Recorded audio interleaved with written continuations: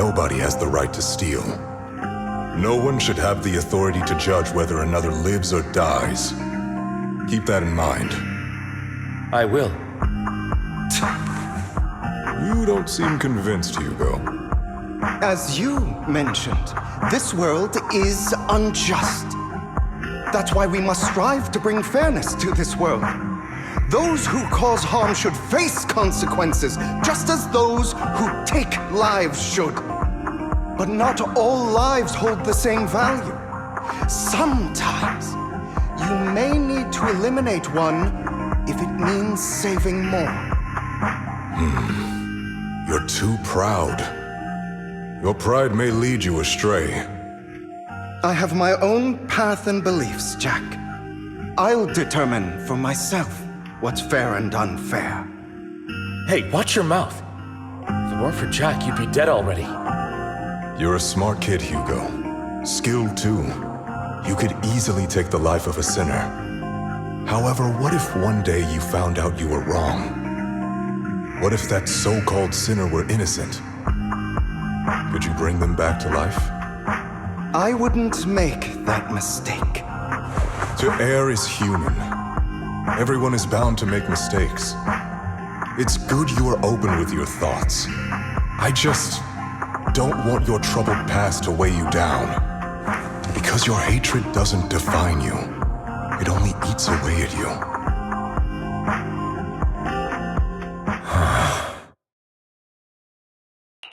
Are you okay, Lycon?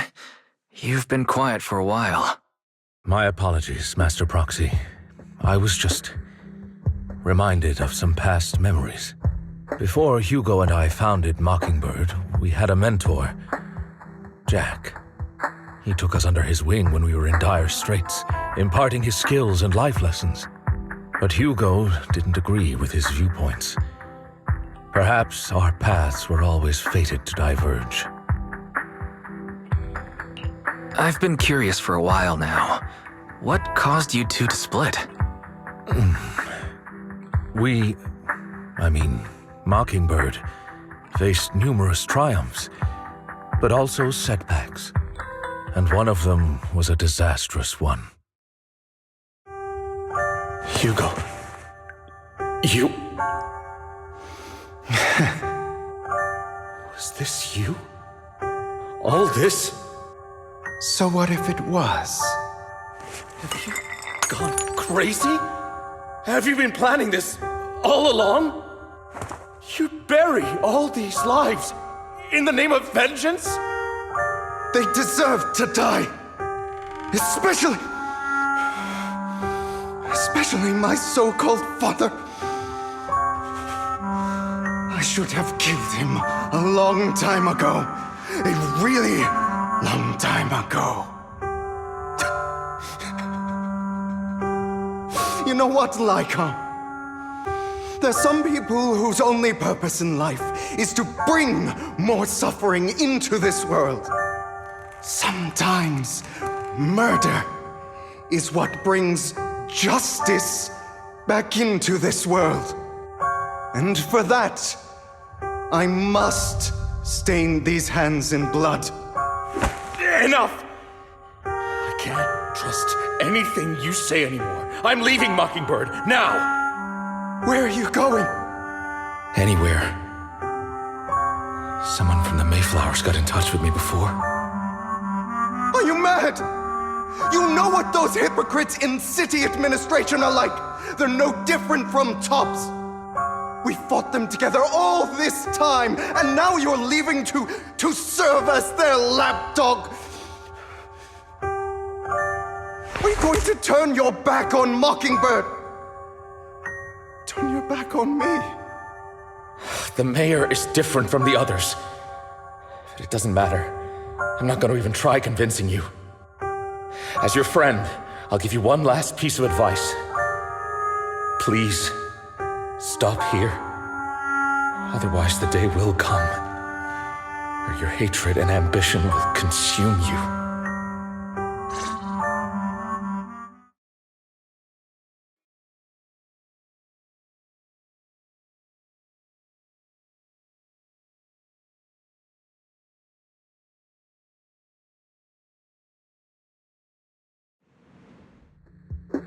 My apologies, Master Proxy, that you had to hear such an unpleasant tale. Hugo came from a powerful family, and his relationship with them was always strained, especially with his own father. So much so that Hugo wanted to personally put an end to him. After shouldering a mountain of injustice, Hugo ran away from home. That's when Jack and I met him.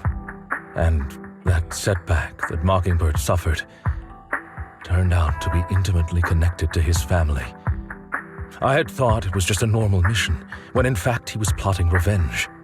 He took advantage of me and everyone else there.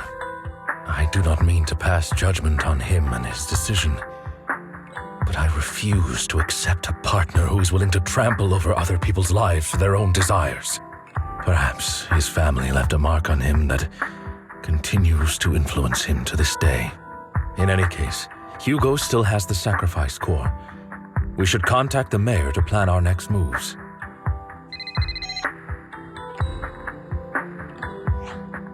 A pleasure to speak with you again.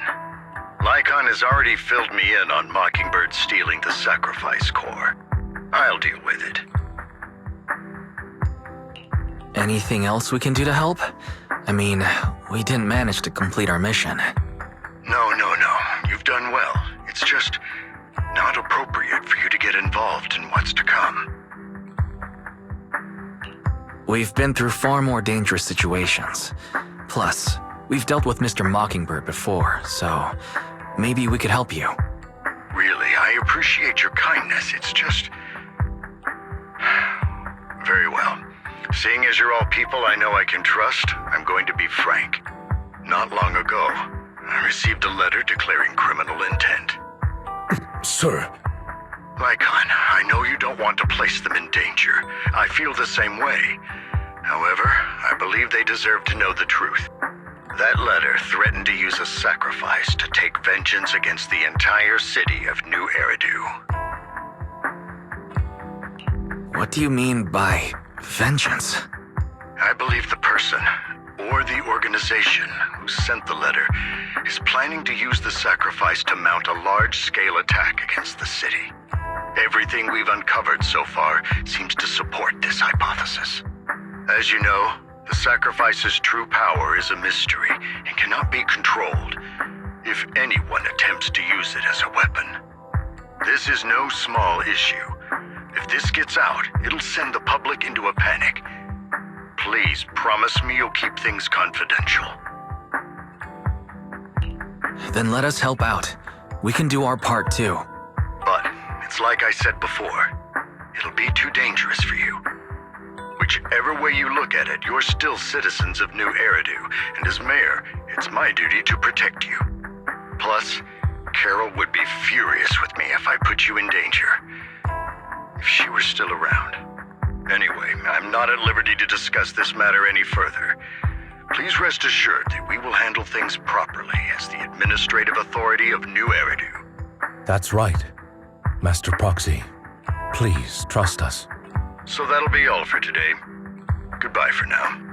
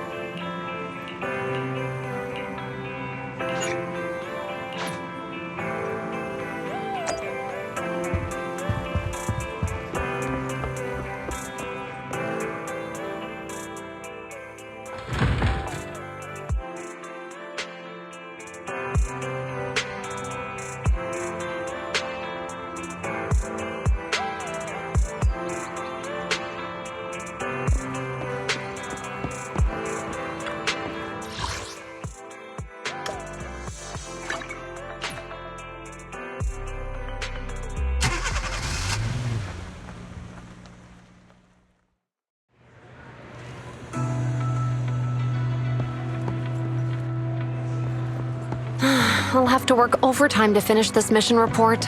You're here!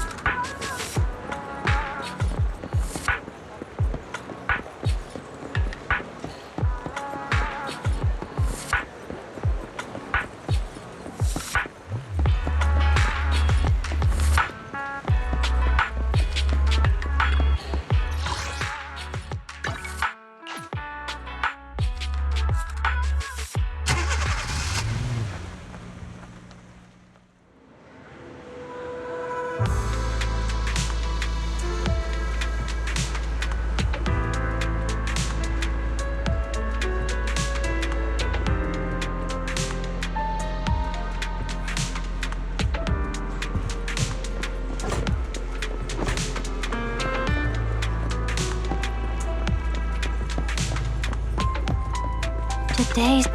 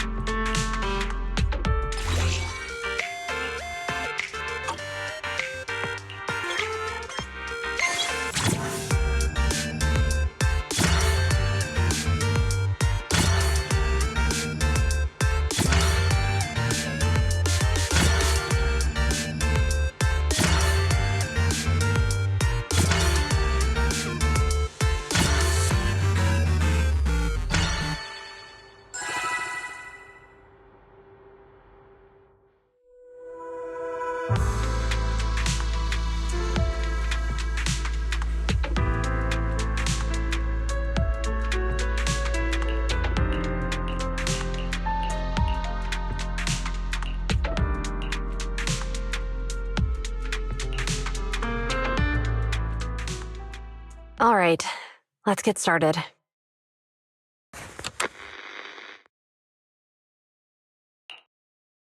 I'm probably not getting out of this hollow, but at least this tape recorder still works. Let's say these are my last words. I gave away my anti-corruption equipment to save those civilians, so I'm not in good shape.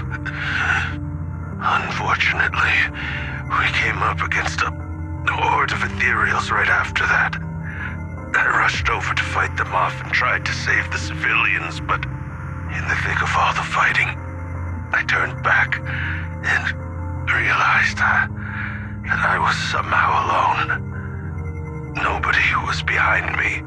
Luckily, I managed to defeat the ethereals, but the wounds and corruption I sustained in doing so should be fatal. I don't mean to cast the blame at all here, and if any of my colleagues ever pick up this cassette, I hope that nobody is ever held accountable. It's just human nature. It's normal. I just have a few regrets. Oh, what's that over there?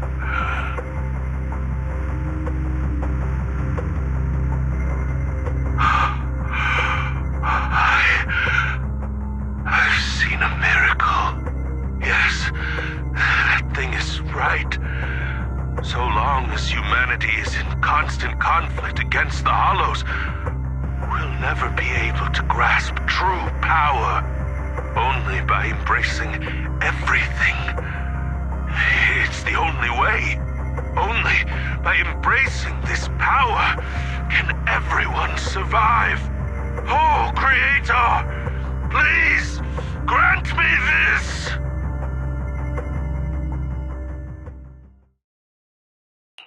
Are you okay, Julian? Thanks. I'm okay. It's just, even though we had our suspicions, now that everything is out in the open, I can't help but feel a little... Well, at least now I know the reason why he changed. What did Bringer see during the recording? Whatever it was, he called it a miracle. I saw the mission report from that incident. Bringer emerged from the Hollow unscathed, completely free from injury or corruption. Plus, I remember him rescuing a few civilians and walking out of the Hollow together with them.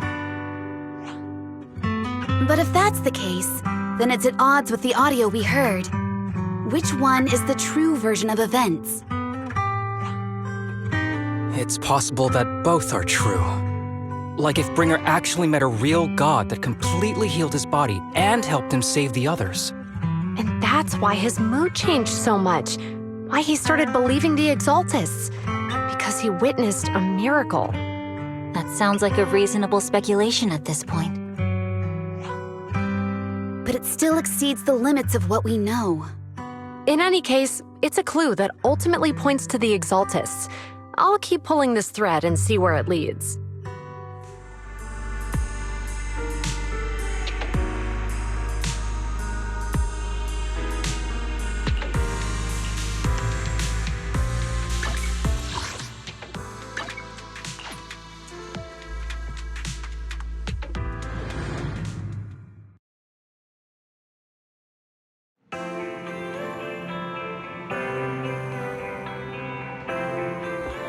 I've been waiting.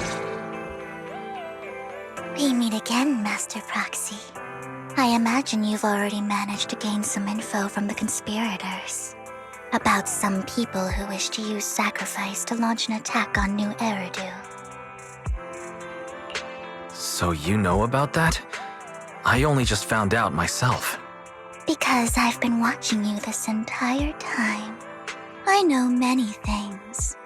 But unlike those hypocrites, I'm willing to share info with you to show my sincere hopes of working together. I need to find Bringer's belongings. Bringer's belongings? Did he even leave anything behind? Oh, he did. I have complete confidence in my intelligence network. All the more reason for you to work with me. You've probably already guessed, but what Bringer left behind will be crucial for cracking the alleged sacrifice attack. Find it, and we'll finally know what they are after. Who do you mean by they? The Exaltists, of course. They're always lurking whenever something related to sacrifice comes up. Actually, the Exaltists and I, we have a bit of shared history. But no more than that until you officially agree to work with me.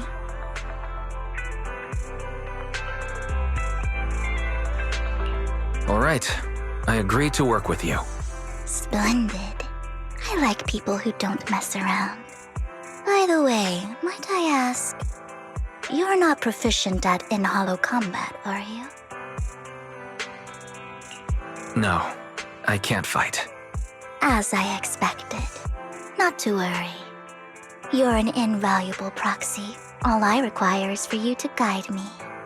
I mean, not even my darling Lord Phaethon can fight in the Hollows. Hang on. What did you just say? Your darling Lord Phaethon? That's right. The best proxy in all of New Eridil. Lord Phaethon. Don't tell me you don't like him. It's not that I don't like him. It's just, it's a little complicated. Well, if it's not that you don't like him, then that means you do like him, right? And I know exactly how you feel. My love for Lord Phaethon is really complicated too. Great, you're a fan of Lord Phaethon too.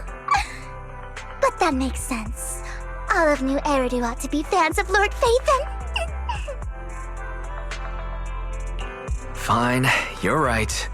I'm actually a fan of Lord Phaethon. Then we're fellow fans! Wonderful. I feel so much closer to you now.